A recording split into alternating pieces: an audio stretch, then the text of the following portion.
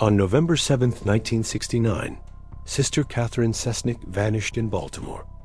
2 months later, her body was found.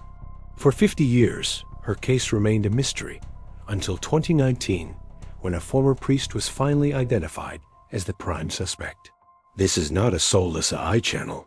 Here, we take you back in time, into the fire of the action, and through the echoes of history. Welcome to Caseborne. Now, let me take you through the night when everything changed for Sister Catherine Cesnik. Baltimore in 1969 carried a rhythm all its own, a mix of bustling neighborhoods, quiet streets, and communities that clung tightly to their routines. In the heart of this city, Sister Catherine Cesnik moved through her days with purpose. She was only 26, yet already a fixture at Archbishop Keough High School, known for her dedication to teaching, her gentle guidance, and a warmth that drew students into her classroom. Her presence was calming yet commanding, a combination that left a lasting impression on anyone who crossed her path. On the evening of November 7th, Catherine had a simple plan. She needed to pick up a few items at local stores, ordinary errands that anyone might consider routine. But what should have been a mundane evening unfolded into the start of a mystery that would linger for decades. She left her apartment dressed for the cool autumn night, a scarf wrapped carefully around her neck, her hands tucked into her coat pockets. Outside, the streets were quiet, illuminated by the soft glow of street lamps, their light reflecting on the damp pavement from an earlier drizzle. No one saw her leave, and yet the impression she left on those who did notice her presence lingered. A neighbor recalled seeing her head down the block, walking with purpose, unaware that she was being observed by shadows that would later gain haunting significance. There was nothing in her demeanor that suggested fear, hesitation, or danger. To anyone watching, Catherine was simply another young woman on an ordinary evening walk. Hours passed, and when she did not return home, unease began to set in. Her apartment, usually filled with the quiet hum of her life, stood empty. Friends and colleagues started calling and visiting, only to find doors locked and unanswered. The first inkling of worry transformed quickly into alarm. By late evening, those closest to her understood that something was very wrong. The discovery of her abandoned car intensified the tension. Parked near her apartment, its doors closed, the engine cold, it was a silent witness to the events that had taken place. There were no signs of struggle around it, no clear indications that a fight had occurred. For the police who arrived at the scene, this offered both a starting point and a source of frustration. How could someone disappear from the streets of Baltimore without leaving a trace, without any immediate evidence? Every detail, no matter how small, became a clue, and yet the clues were maddeningly sparse. Neighbors and passers-by remembered the car in its unusual place, parked in a manner slightly askew, as though the driver had left in a rush. Some assumed she had simply stepped away briefly, that perhaps she would return, unaware that what they assumed would not come to pass. Others, familiar with the city's undercurrents, felt a creeping unease that did not dissipate with daylight.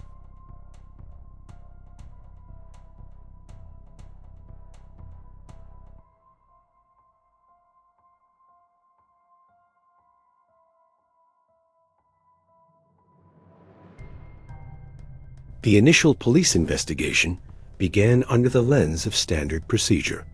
Officers canvassed the neighborhood, questioning residents and colleagues, seeking any hint of direction. They interviewed students at the high school, family members, and neighbors, but answers were scarce. The quiet suburban streets offered little insight, and those who might have seen something that night often could not recall the details clearly enough to aid the search. Over time, the investigation expanded beyond the immediate vicinity, incorporating patrols along busier streets, checking local businesses, and following up on calls from concerned citizens. Yet, each lead seemed to dissolve, leaving the police frustrated and the community anxious. For the students at Archbishop Keough, the absence of their beloved teacher was both confusing and frightening. Catherine had been a stabilizing presence, someone who offered guidance and listened without judgment. Her sudden disappearance created a vacuum, a space filled with uncertainty and fear. Rumors began to circulate, some whispered theories based on nothing more than shadows and imagination, while others clung to hope that she would soon return. The school itself was transformed. Teachers moved through hallways with a careful watchfulness. Students spoke in hushed tones.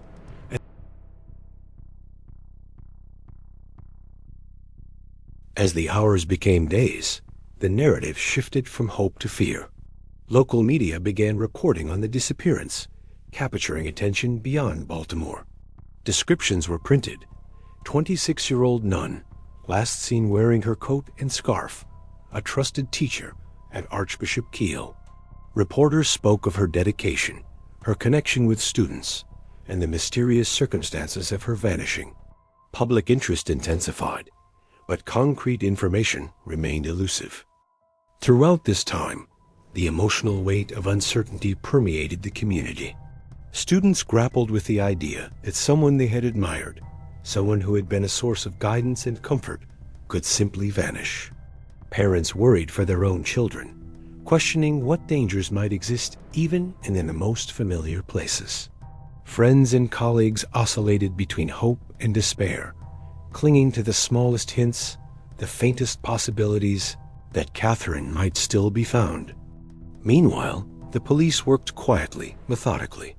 They reviewed her personal connections, her daily routines, her interactions at school, and in her neighborhood.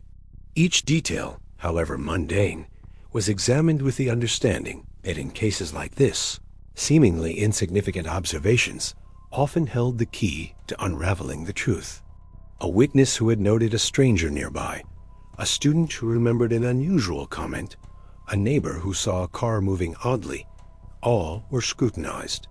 Yet, day after day, the trail grew colder. Even in this period of confusion, those who had known Catherine reflected on her life with care. Her kindness, her integrity, her dedication to students, all were remembered vividly. Conversations in the community often shifted from speculation about her disappearance to recollections of who she had been, the lessons she had imparted, and the ways in which she had quietly shaped the lives around her. These reflections, mingled with fear and anxiety, created a complex tapestry of grief, uncertainty, and memory that would define the early weeks following her disappearance. By the end of the first week, authorities had expanded the search radius, involving local organizations and volunteers. Boats scoured nearby rivers, wooded areas were combed by search parties, and air patrols monitored broader sectors of Baltimore and its surroundings. Despite the intensive effort, tangible results remained frustratingly absent.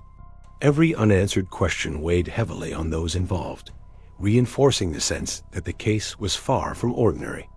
Even casual observers in the city felt the tension. Conversations in cafes, grocery stores, and public transport often circled back to the missing nun.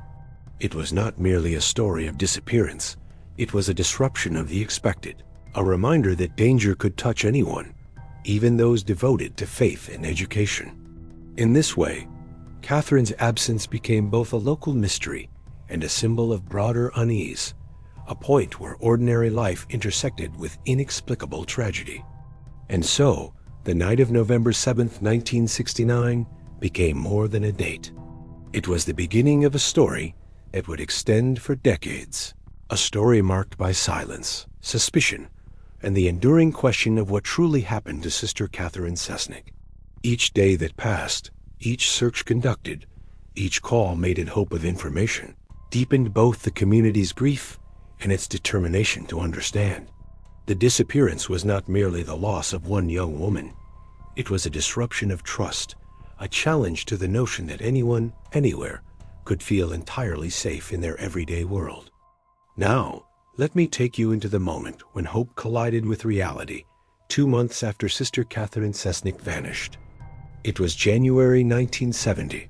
The streets of Baltimore were quiet in the early morning hours, the city cloaked in a winter chill. Snow had dusted the roads overnight, but in some areas, it had melted to reveal patches of mud and frozen leaves. The air carried a sharp bite, and the fog from the nearby harbor settled low, obscuring distant streetlights. In this muted landscape, the body of Sister Catherine Cesnik was discovered. The location was a remote wooded area, away from the neighborhoods she had frequented, hidden yet within reach of the city. Police officers arrived cautiously, scanning the underbrush, flashlights cutting through the dim, gray light. The branches overhead cast long shadows, twisting in ways that seemed almost deliberate. The officers moved slowly, aware that every step could disturb crucial evidence. When they reached her, the full reality of the situation became evident. Catherine Cesnik, once lively and full of purpose, now lay motionless, removed from the world she had touched so deeply. The scene was silent, except for the faint rustle of wind through the trees and the distant hum of the city beyond. Investigators began their methodical work. Photographs were taken, measurements recorded, and evidence carefully collected. The ground surrounding her body was examined for footprints, tire tracks, and any clue that could hint at what had occurred. Every officer on the scene understood the gravity of the moment. They were not merely documenting a death, they were entering a mystery that would challenge the city and linger for decades. Initial observations suggested suspected homicide. Certain signs did not align with an accident or natural causes. Police noted positions, bruising, and other subtle markers that hinted at foul play. Yet the full cause of death could not be confirmed without further investigation. The body itself, while preserved enough to indicate identity, carried the grim weight of unanswered questions. Each detail, recorded in reports and photographs, would later serve as a cornerstone for piecing together the truth. News of the discovery traveled quickly. Baltimore awoke to the shocking reality that the beloved nun had been found dead. Students from Archbishop Keough High School, teachers, neighbors, and the broader community reacted with disbelief.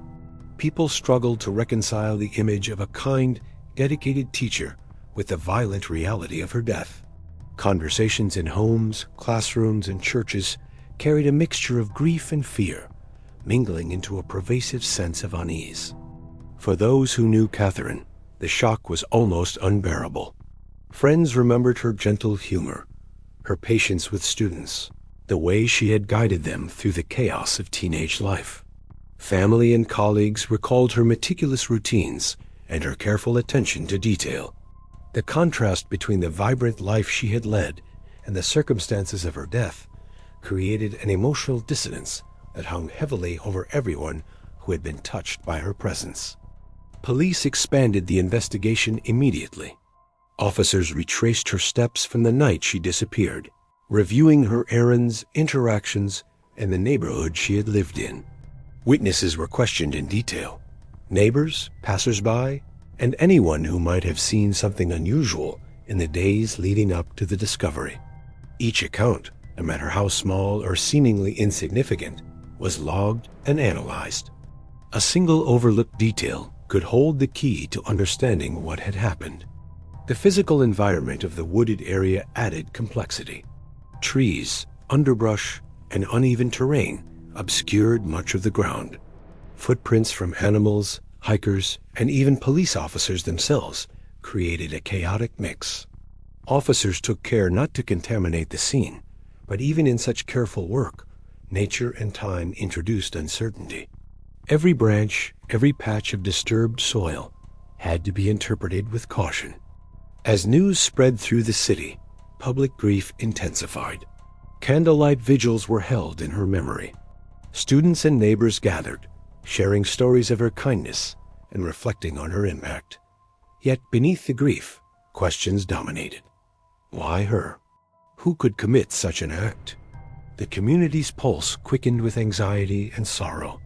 Emotions tangled with the chill of winter and the bleak landscape where her body had been found. Media coverage amplified the tension. Local newspapers printed her photograph alongside headlines that emphasized the tragedy and mystery. Television reports spoke of a devoted nun, a teacher whose life had been cut short in a manner that baffled authorities. The story reached beyond Baltimore, drawing attention from surrounding areas.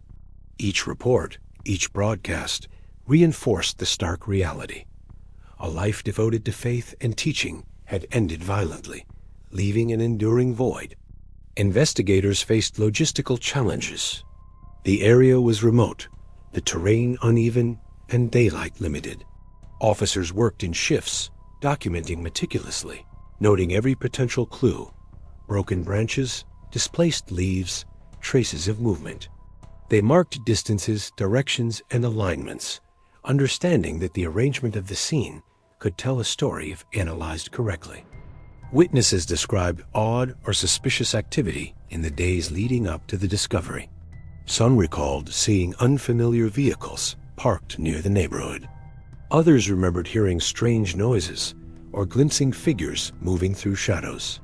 Each account was cross-referenced, compared with maps and timelines. Nothing immediately yielded answers, but the accumulation of observations began to form a mosaic of the circumstances surrounding her death. Even as the investigation proceeded, the community's emotional landscape continued to shift. Students who had admired her struggled to continue daily routines, haunted by the idea that someone they respected and trusted had been taken from them. Teachers and staff felt a combination of responsibility, sorrow, and fear. Friends and neighbors experienced sleepless nights, replaying their last interactions with her, wondering if there had been signs they missed. Authorities coordinated with local and state resources. Search parties, already active in the weeks following her disappearance, assisted with scene examination. Forensic teams began preliminary analysis. Every step was deliberate, measured, and careful. The goal was clear: to preserve evidence, to understand, and eventually to uncover the truth. In the weeks that followed, speculation grew, as it always does in cases without immediate answers. People discussed theories in hushed tones, some rational, others fanciful. Yet each conversation reflected the underlying reality. The community needed to make sense of an event that defied understanding. Her death was not just a statistic. It was a disruption of everyday life, a sudden rupture in the city's fabric. The discovery of Catherine's body marked a turning point in the case. Her disappearance was no longer a question of where she had gone. It had become a question of why and how her life had been ended in such circumstances. For police, for students, for neighbors, and for those who loved her, the mystery had deepened. Every action taken in those early days, every witness interviewed, and every piece of evidence collected became part of a story that would stretch over decades. Even amid sorrow, small details were remembered. The way sunlight fell through the trees on that morning, a cold bite in the air, the muffled voices of officers coordinating their work, all created an atmosphere that would linger in memory. The scene, remote and desolate, reflected the tragic isolation of a young life taken too soon. For those following the story, the tension was palpable. Each step taken by investigators, each new piece of information, carried the weight of decades to come. Every photograph, every report, every note of evidence was a fragment of a puzzle that would eventually reveal a broader, more disturbing context, though at that moment, the city could only grapple with grief and uncertainty. By the end of the first day at the scene, the magnitude of the event had settled over Baltimore. Families, students, and community members faced the stark reality. A young nun, known for her compassion and dedication, had been found dead in circumstances that defied explanation. The shock, grief, and fear became a shared experience, uniting those who had known her and those who had only recently learned of the tragedy. The early hours of investigation set the stage for everything that followed. Evidence was preserved, timelines recorded, and leads established. The quiet wooded area, once merely a backdrop to city life, became a focal point of inquiry, memory, and sorrow. In the hearts of those who loved her, And in the minds of those tasked with uncovering the truth, the mystery had only just begun. Now, let me take you into the decade when the first whispers began to surface, when memories long buried started to emerge. The 1990s arrived with a sense of change. Baltimore had evolved, streets were busier, schools had grown, and the city's rhythm carried the weight of decades past. Yet beneath the ordinary flow of life, some memories refused to remain silent. Former students of Archbishop Keough High School began to speak out, one by one, sharing experiences they had hidden for years. It started quietly. A few alumni contacted journalists. Others wrote letters or confided in friends. Their accounts were filled with hesitation, fear, and a lingering mistrust that speaking out might have consequences. But the memories were too strong to ignore. Painful, vivid, and often shrouded in shame, they spoke of abuse at the school, abuse they had endured or witnessed. As stories multiplied, a pattern began to emerge. Many recounted similar behaviors, similar figures, and repeated incidents. It became clear that the experiences were not isolated. A single voice became a chorus of testimony.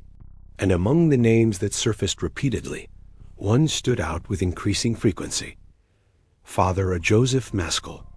Maskell was known within the school. To students, he was a presence both imposing and enigmatic. His influence extended beyond the classroom, into corridors, classrooms, and even the private spaces of the church and school offices. Those who had suffered abuse recalled a chilling combination of authority and manipulation, a figure who demanded trust while exploiting vulnerability. With each new account, investigators began to consider a link to the unresolved mystery of Sister Catherine Cesnik. Some students suggested that she had noticed irregularities. Perhaps she had confronted the situation, or at least recognized that something was profoundly wrong. Others wondered if she had intended to report what she had discovered, and whether that action or the threat of it might have placed her in danger. The whispers were not mere rumors. They carried specificity.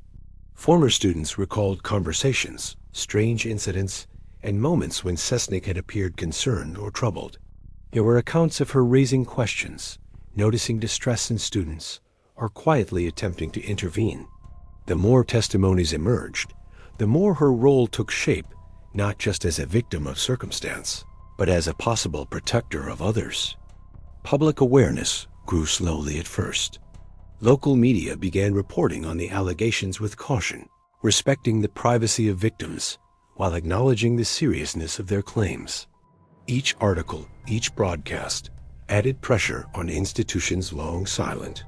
Families of former students watched with a mix of shock, relief, and sorrow.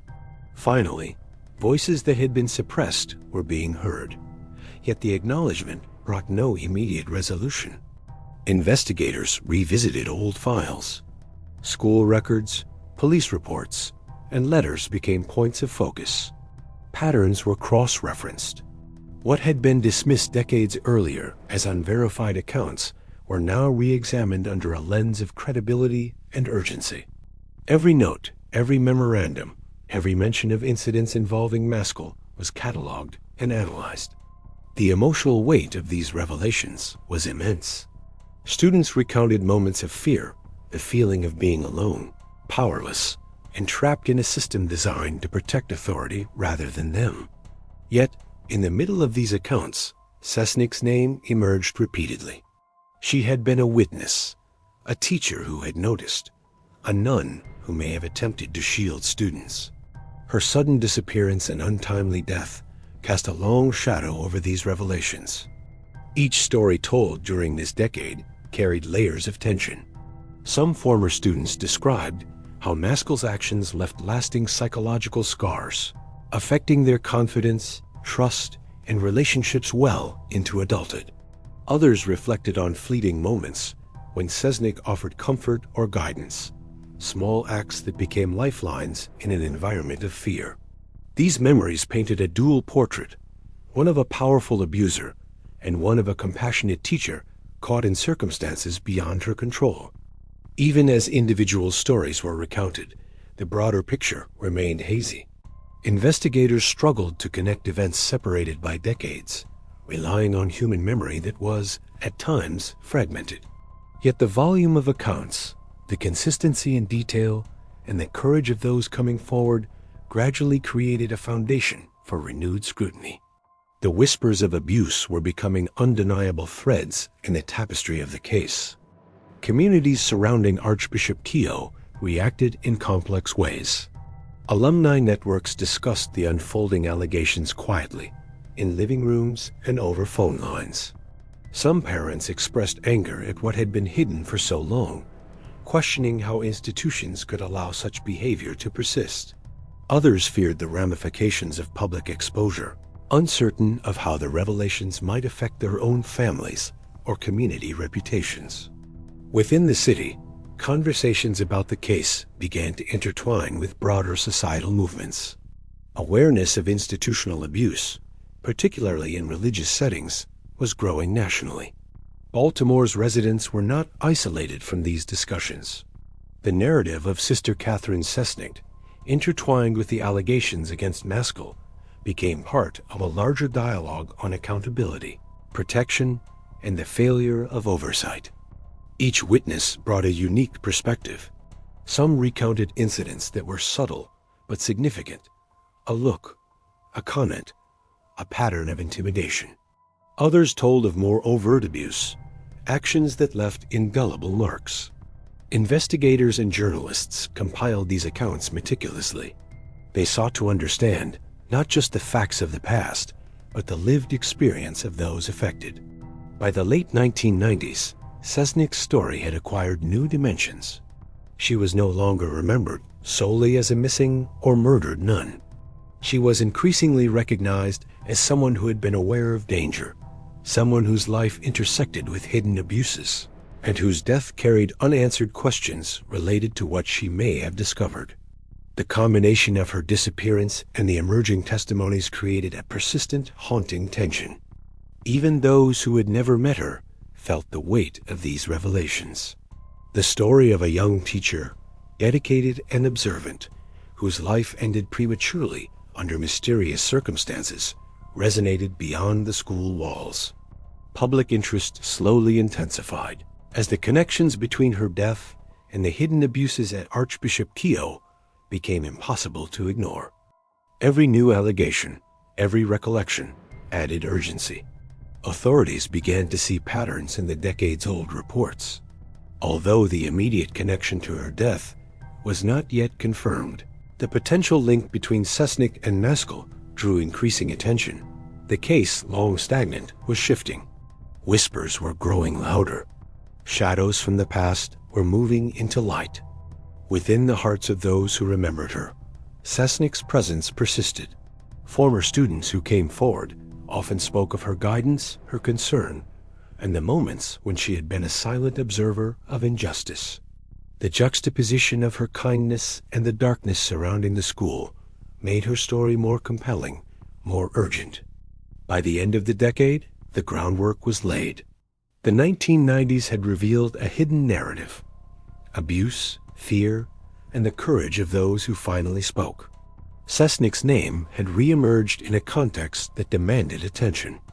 The silence that had persisted through the 1970s and 1980s was broken, replaced with the first glimmers of accountability. Even as the decade closed, questions lingered. The precise details of what Cesnik had known, what she had seen, and how it might have influenced her fate remained uncertain. Yet, for the first time in decades, the story was moving forward, propelled by courage, testimony, and the relentless passage of memory. Now, let's explore the man who would become the central figure in this long and haunting story. Father A. Joseph Maskell was a fixture in Baltimore. To many, he was a respected priest, a figure of authority in the Catholic Church. But beneath the surface, there were shadows. He worked at Archbishop Keogh High School for years. Teachers and students knew him as strict, commanding, persuasive. He maintained control effortlessly, blending charm with intimidation. Allegations of psychological abuse began to surface. Former students recalled subtle manipulations, threats disguised as guidance, hours of counseling sessions that left lasting unease. Then came the reports of sexual abuse. They were whispered at first, then written, then spoken aloud. The accounts were consistent, spanning years and describing similar patterns. Maskell's methods were calculated. He used his position of authority to isolate students, to control information, to instill fear. His influence extended beyond the school walls. He was respected in church circles, seen in public with parishioners, attending social functions, delivering sermons with conviction. Few suspected the darkness behind the carefully maintained image. Investigators reviewing the allegations noticed patterns. Maskell's behavior followed predictable routes. Students who resisted or questioned him were often pushed aside, ignored, or intimidated. It was within this context that Sister Catherine Cesnik's involvement took on new significance. Cesnik had been known for her attentiveness. Her dedication to students went beyond teaching. She noticed distress where others might have looked away. Some believed she had recognized Maskell's abuses. Perhaps she had confronted him, questioned him, or tried to protect students. The timing of her disappearance suggested a chilling possibility. Investigators began to consider whether she had been silenced for what she knew. Every testimony from former students added pieces to this puzzle. They described Maskell as manipulative, threatening, yet able to maintain the trust of others in authority. His influence allowed him to move freely, to operate behind a veneer of respectability. Police and journalists pieced together his career, his routines, his relationships. They noted how few questioned him openly. His power in the community shielded him from suspicion. Even colleagues who sensed something amiss often hesitated to act. Cesnik, in contrast, had been visible, vocal, and protective. She had a moral compass that could not ignore what was happening. The contrast between her courage and Maskell's secrecy created a dangerous tension. Investigators speculated on motives. Was her disappearance connected directly to what she had discovered? Had she confronted Maskell too openly? Or was she simply in the wrong place at the wrong time, a witness to crimes he could not allow to be exposed? Evidence remained circumstantial but compelling. Documents from the school, letters, and student testimonies painted a picture of an environment rife with fear and secrecy. Maskell's behavior, consistent over years, suggested he would take extreme measures to protect himself. Even decades later, former students described the lasting impact of his influence. They spoke of nightmares, mistrust, and a lingering sense of danger. The investigators considered the broader implications. Maskell's authority had been absolute in many areas. To challenge him required courage few possessed. Cesnik had both the courage and the moral obligation to act. The alignment of her disappearance with a growing pattern of abuse painted a disturbing possibility. It was this potential connection that made him the primary suspect in the decades-old investigation. Even as the 1990s progressed, new information emerged. People who had remained silent began to speak. Accounts converged, pointing to a man whose public persona concealed a far more troubling reality. The gravity of these revelations was immense. Maskell's presence, once seen as benign, now carried an aura of menace in hindsight. Investigators mapped out his routines, identifying how he could have taken advantage of trust and authority. Each step he took was reconstructed. Every known encounter with students was scrutinized. Investigators asked whether Cesnik's disappearance was a direct result of her knowledge, and whether those around her, knowingly or not, had been complicit in allowing the danger to persist. The narrative of the case began to shift. Maskell was no longer just a figure in the background. He was central to understanding the mystery of Cesnik's life and death. Former students' recollections painted him as meticulous. He knew how to cover tracks, how to maintain credibility, and how to intimidate silently. This made the investigation difficult. Evidence was limited. The decades-old nature of the case complicated matters. Yet, the emerging picture was clear. Maskell had both motive and opportunity. His power and influence had allowed him to evade scrutiny for years. Cesnik's vigilance, her empathy, and her moral conviction may have put her in conflict with him. Her role as a teacher, a mentor, and a protector of students was now viewed through the lens of danger. Every detail of his interactions with students was re-evaluated. Former letters, diaries, and testimonies were examined for inconsistencies. Investigators worked to connect Maskell to patterns of abuse and to Cesnik's disappearance. The more they learned, the more troubling the picture became. Maskell was no ordinary suspect. He had cultivated trust, respect, and authority over decades. To challenge him required courage and evidence. Cesnik's disappearance, occurring in the context of this environment, became a pivotal point of inquiry. Even small details, her questions to students, the observations she made, the way she tried to intervene, were significant. Each anecdote, each memory, each reflection from former students built a case not just of speculation, but of patterned behavior that could explain her untimely death. By the late 1990s, Father Maskell stood out unmistakably as the main suspect. His name was synonymous with both the abuse at Archbishop Keogh and the mystery surrounding Cesnik. Investigators considered all angles. Every action, every motive, every opportunity was weighed, and the possibility that Cesnik had been silenced for knowing too much became increasingly central to the narrative. The decades-long silence of the case, the emergence of witnesses, and the pattern of Maskell's behavior created a chilling story. A story where authority, secrecy, and morality collided, where the courage of one young nun may have confronted a darkness that few were willing to see. And in understanding Maskell, the man, the abuser, the enforcer of silence, the investigation finally had a focus. A focus that would carry the case forward into renewed scrutiny and eventually resolution. Now, let me explain what happened as the case slowly began to stir again in the new millennium. The year 2001 marked a grim turning point. Father Maskell died. His death closed a chapter that many had hoped might finally provide answers. Yet, the silence did not deter survivors.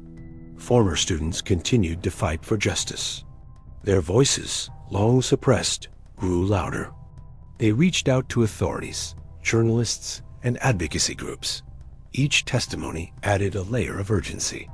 Even without Maskell alive, the case demanded attention. Officials revisited files, old evidence, and witness statements. New technologies provided hope. DNA tester, once unavailable, offered possibilities that decades earlier had seemed impossible. Forensic analysis, carefully applied to preserved materials, began to yield clues. Every piece of evidence was re-examined. The location where Cesnik's body had been found was studied again. Investigators scrutinized notes, photographs, and records from the initial 1970 investigation. Patterns emerged where none had been visible before. Subtle signs overlooked in the past now had significance.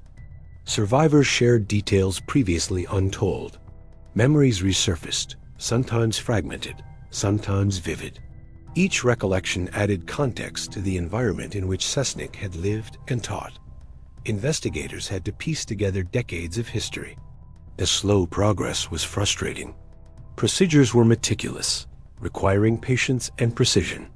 DNA and forensic tools were powerful, but could only reveal so much. Analysts worked tirelessly, comparing genetic material with databases. Each match, each discrepancy, was scrutinized.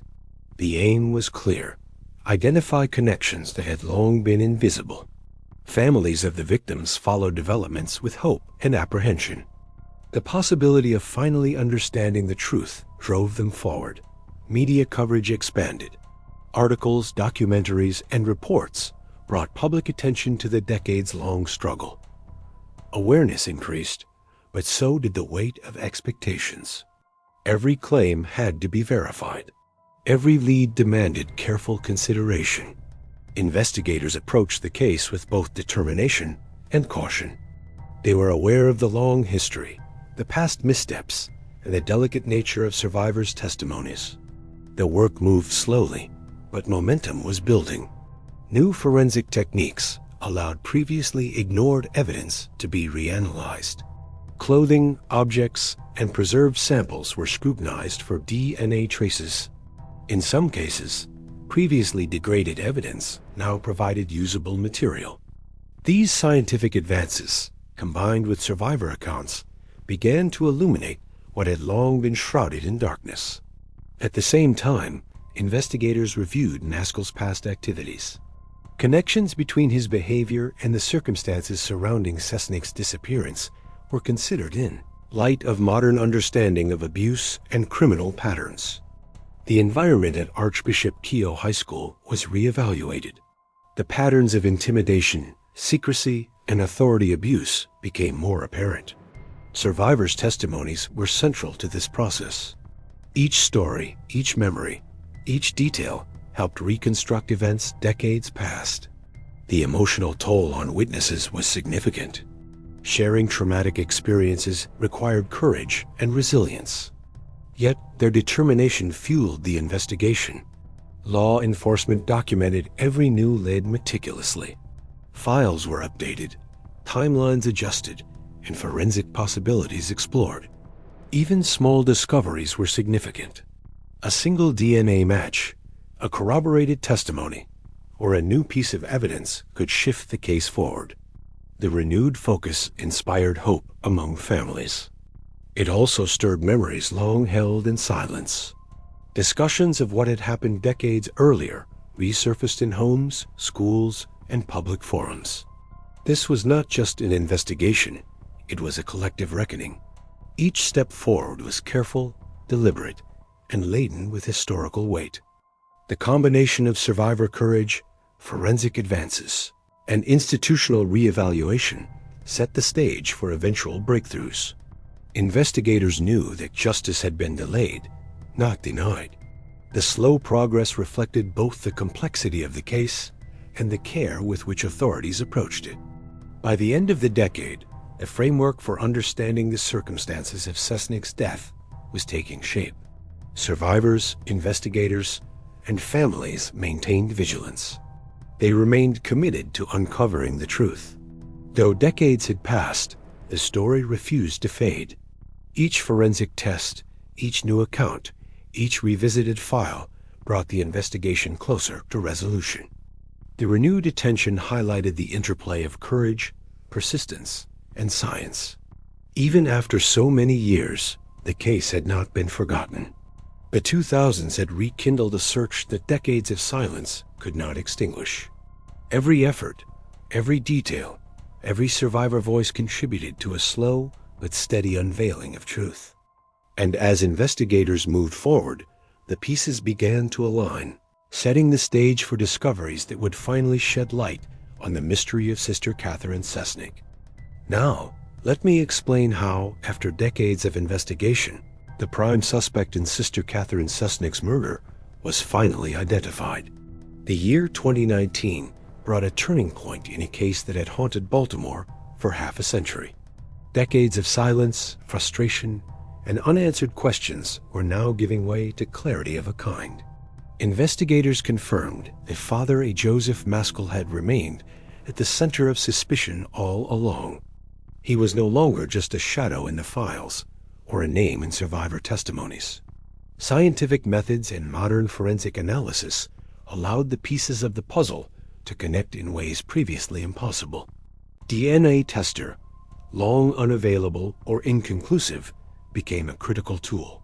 Samples preserved from the original investigation were analyzed with unprecedented precision.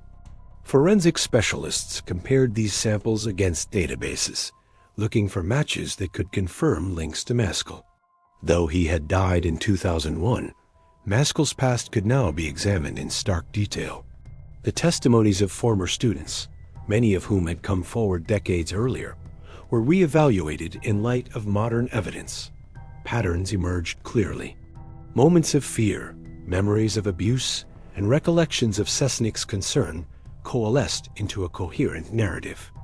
Investigators could now see how her life, her attentiveness, and her courage had intersected with Maskell's dark actions. Her death, once a lingering mystery, was now understood within the context of his abusive behavior. Each survivor's story gained added significance. Their accounts, once whispers in the dark, were now corroborated by scientific evidence. DNA did not directly implicate Maskell in her death. His body could not testify, but it connected him indirectly to events surrounding her disappearance. It was enough to solidify decades of suspicion. Cesnik's role became clearer. She had noticed irregularities. She had cared for her students in ways that drew her into confrontation with someone far more dangerous than the public had known. Investigators concluded that her attentiveness, her moral courage, and her willingness to act likely put her at odds with Maskell. In effect, her life and death were entwined with his capacity for abuse and manipulation. Public reaction was intense. For many, the confirmation brought relief. Decades of speculation, frustration, and grief were now grounded in verified investigation, yet the knowledge was bittersweet. Maskell had already died. No trial, no direct punishment, no courtroom proceedings would ever occur. The sense of closure was partial, fragile, and tinged with sorrow.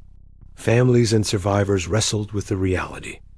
Justice had been delayed, and in some respects, denied.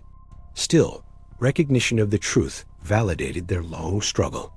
For the students who had come forward, the identification of Maskell confirmed the horrors they had endured and the danger Cesnik had faced. It also illuminated her courage, her vigilance, and her selflessness. Media coverage highlighted the decades-long journey from silence to revelation. Documentaries, articles, and interviews traced the case from 1969 to 2019, emphasizing the persistence of survivors, investigators, and advocates. Modern forensic techniques were lauded for their role in connecting the past to the present. DNA testing and forensic science, combined with survivor testimony, bridged a gap of 50 years. Authorities described the case as a testament to persistence and evolving technology. Even though Maskell could not face justice directly, the identification marked a turning point in the public understanding of Cesnik's murder. It underscored the danger she confronted and the bravery she displayed. The historical narrative now had a central figure. Maskell's actions, influence, and abuses were documented and understood. Cesnik's role as a moral and protective figure was elevated. Her life, her death, and the story of her students were permanently linked to him.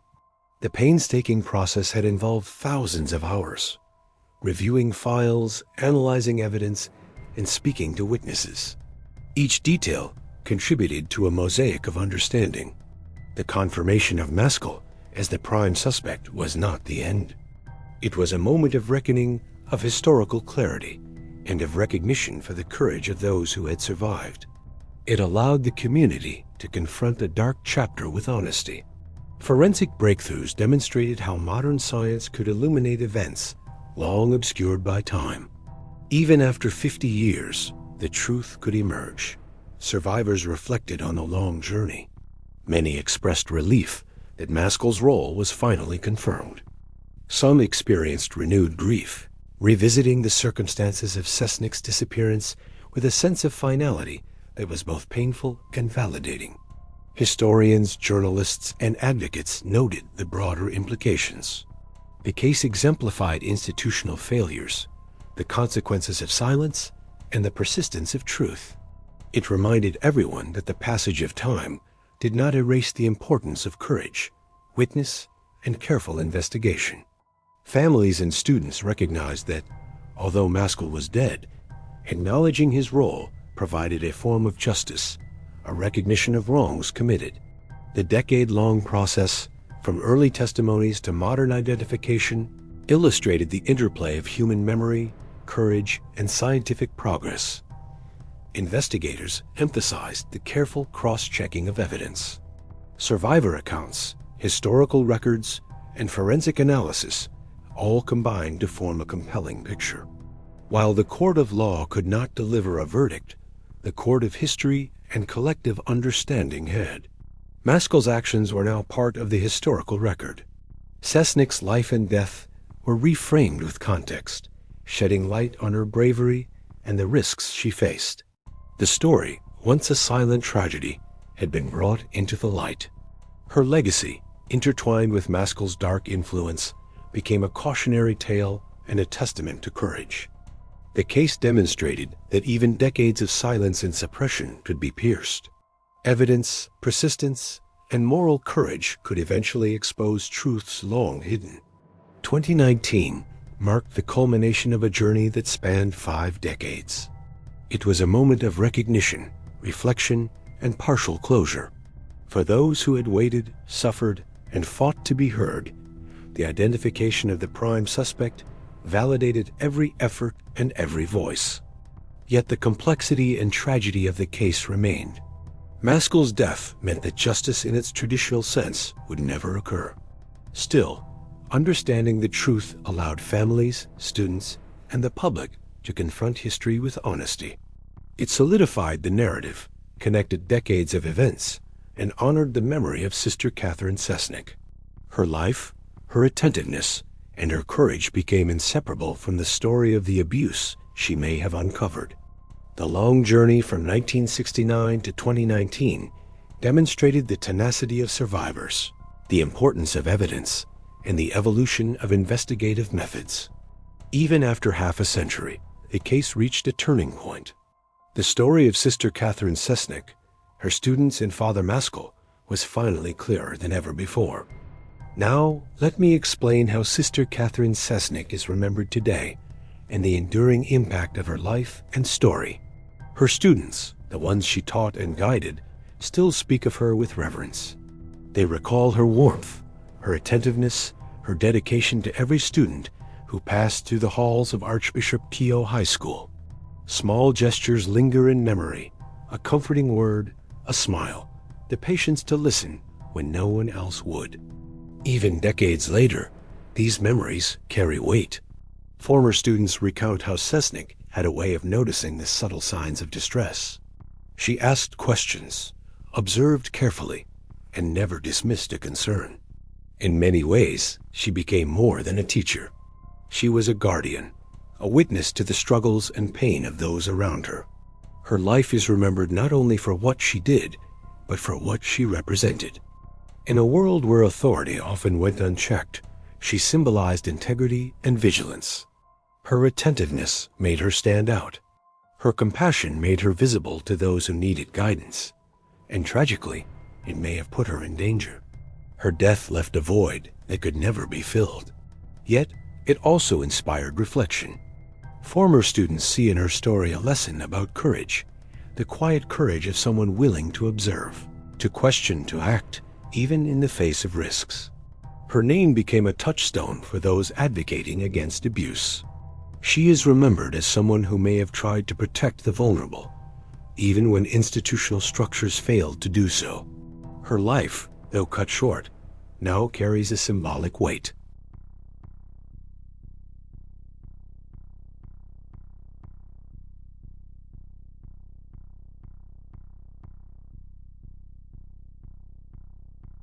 The fight against institutional abuse is ongoing.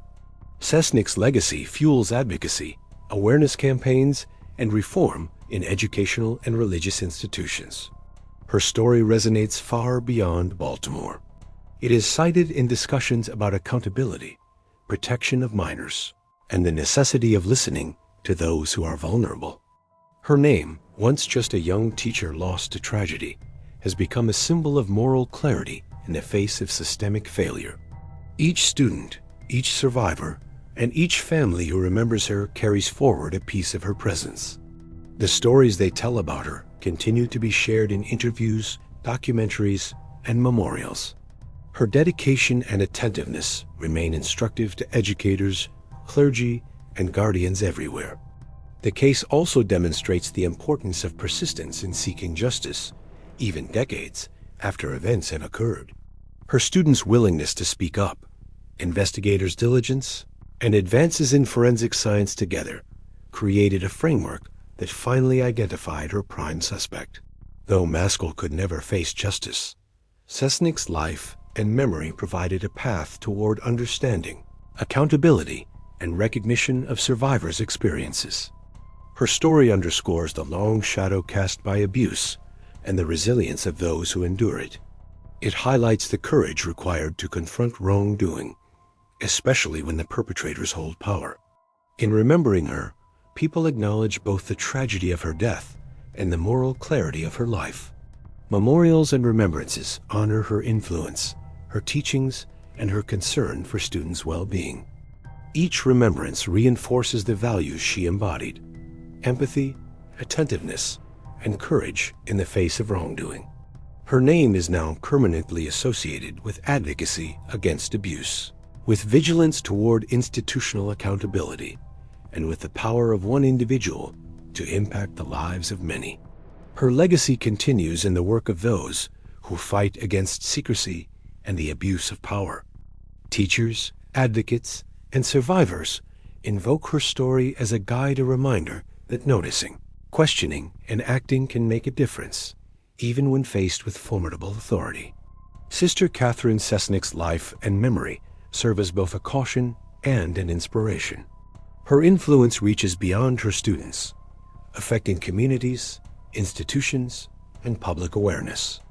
The truth about her death, revealed decades later, allows the community to honor her courage and her dedication. Her story is now a tool for education, advocacy, and remembrance. It illuminates the dangers of silence and the moral imperative to protect the vulnerable. Those who knew her personally describe her with a mixture of sorrow and admiration. Her presence, though absent, continues to shape lives. The lessons she embodied, compassion, attentiveness, and courage, remain relevant. Communities remember that one person's vigilance can leave a lasting impact. Her life, her death, and the subsequent revelations surrounding the case remind us that history must be examined, voices must be heard, and accountability is essential. The narrative of Sister Catherine Cesnik is complex. It intertwines tragedy, courage, failure, and eventual recognition.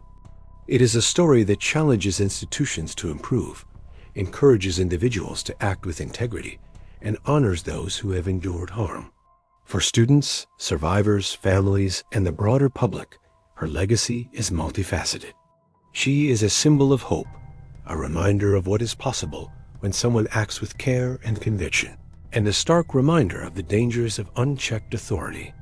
In classrooms, memorials, and community discussions, her name continues to inspire.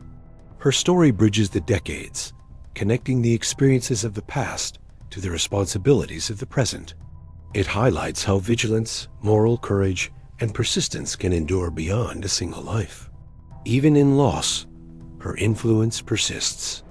Through remembrance and action, Sister Catherine Cesnik's life remains alive in memory, advocacy, and ongoing efforts to protect the vulnerable. Her students and survivors continue to honor her. They carry forward her lessons. Her legacy is one of compassion, moral courage, and the pursuit of justice, however delayed. It is a reminder that one life, even when cut tragically short, can echo through decades of struggle, awareness, and change. The story of Sister Catherine Cesnik remains a beacon for those committed to truth, protection, and accountability. Her influence is woven into the narrative of Baltimore, the histories of the schools she served, and the lives of countless students. And as long as her story is told, remembered, and honored, her presence continues, guiding, protecting, and inspiring.